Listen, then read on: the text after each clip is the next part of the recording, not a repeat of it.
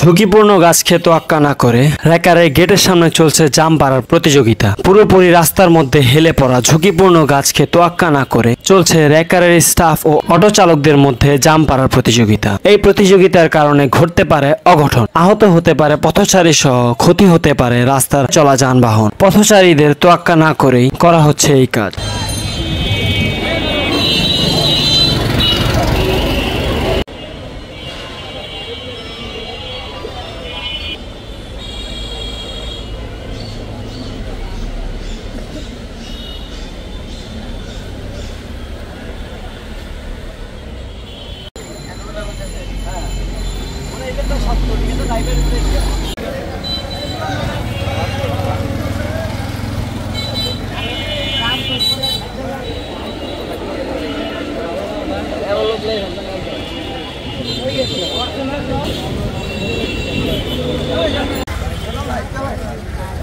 ডাল ব্যাংকে পড়ে যাবে কিন্তু